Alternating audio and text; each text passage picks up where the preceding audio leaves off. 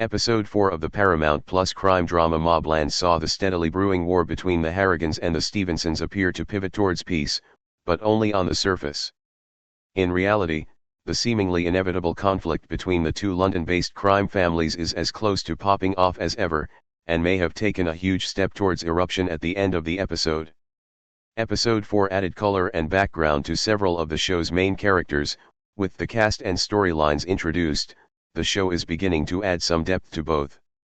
Each separate subplot branches off from the central narrative arc surrounding the Harrigan crime empire attempting to overtake the fentanyl trade in London, which is currently run by Richie Stevenson and his rival crime family.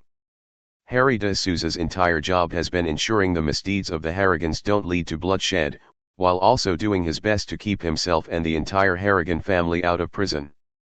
However, it's become increasingly clear that the greatest threat in regard to either outcome is coming from within the walls of the Cotswolds. Who's really behind the death of Tommy Stevenson? Eddie did the stabbing, but it wasn't his idea. Maeve Harrigan, Helen Mirren, has been alarmingly protective of her grandson, letting Eddie Harrigan get away with everything and meeting his misdeeds with congratulations and open arms. That was especially true of his murder of Tommy Stevenson, the son of the Harrigans' hated rivals. Her manipulation of her husband Conrad, Pierce Brosnan, has also been a noticeable pattern, and it's heavily implied that she's a metaphorical Lady Macbeth character, pulling the strings from behind the scenes of the Harrigan crime empire. One scene in episode 4 of MobLand removed all doubt about the level of influence Maeve Harrigan has on everything. In a private moment with his grandmother, Eddie Harrigan reveals his own misgivings about whether what they were doing was a mistake, referring to his murder of Tommy Stevenson, which basically guarantees the Harrigans go to war should Richie Stevenson ever find out. Maeve reassures him that it was the correct play, and that it made him look strong. It's clear that while the volatile Eddie is a very willing participant in the scheme, it's actually Maeve Harrigan who is urging the Harrigans towards war, and claims that she and Eddie are about to send another message to the Stevensons. There is virtually no doubt now that Maeve has grander ambitions than remaining an obedient matriarch to her crime lord husband. In episode 4, Maeve denigrates her husband's apathy, noting that while he used to never leave the house without a gun or a blade, he now is content to sit on his phone, monitoring his portfolio. Whether it's as simple as wanting Conrad to make the Harrigans a feared entity once again, or if it's some long gestating vengeance plot for his constant adultery, Maeve does not seem to have her husband's best interests at heart anymore. Why Richie wanted Harry to kill Valjean. Richie stalled any further conflict with the Harrigans for now. Jeff Bell as Richie Stevenson in MobLand. Richie brought Harry, Tom Hardy, into his facility alone one more time in episode 4, this time noting that after speaking with Valjean, the man who supposedly killed his son, something didn't feel right.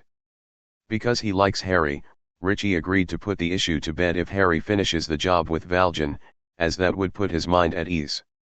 He hands Harry a gun, planning to watch the interaction and see if there is any flicker of recognition or hesitation between Valjean and Harry. In an effort to remove any trace of doubt, Harry forgoes the quick death of a gunshot, and instead breaks off a piece of wood and uses it to violently stab Valjean in the stomach until he expires. It appeared to be enough to ease Richie's suspicions, but he did have one final request, that the Harrigan family attend Tommy's funeral. It's clearly intended to act as a symbolic truce between the two families, but in reality it could be a trap for the Harrigans, given that the audience doesn't know what Valjean actually told Richie about Tommy's death. The ending of episode 3 of MobLand revealed that the police had been tipped off about the location of Archie's body after he was murdered in episode 1. The shocking death occurred in plain view of the entire Harrigan family, along with their trusted lawyer, O'Hara.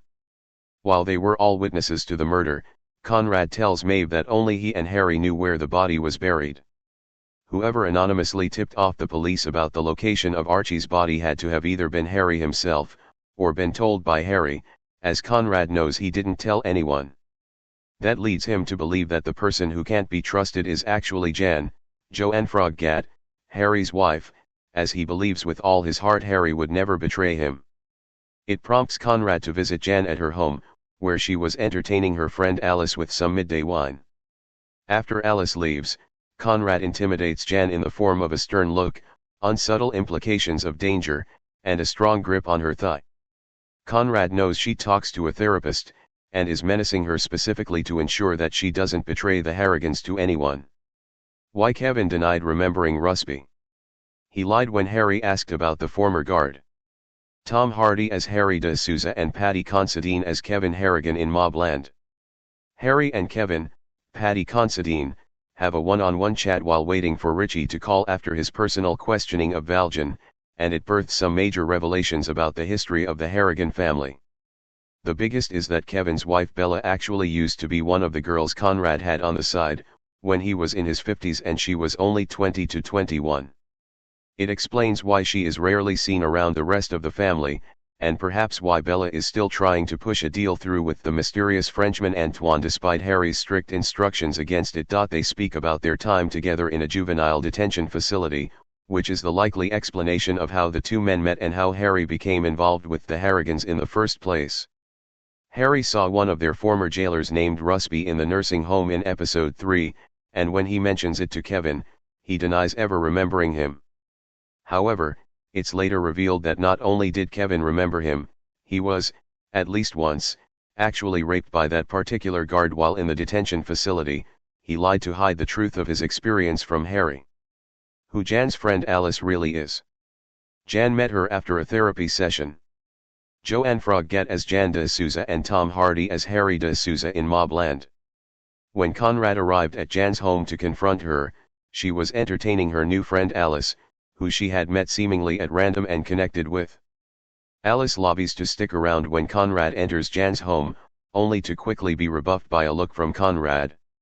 It's revealed that Alice is actually an undercover informant for DCS Fisk and Makeza, and she is clearly trying to get information about the Harrigans from a more unsuspecting source in Jan. Her cover was still intact at the end of episode 4 of MobLand, but we'll see how long that stays the case.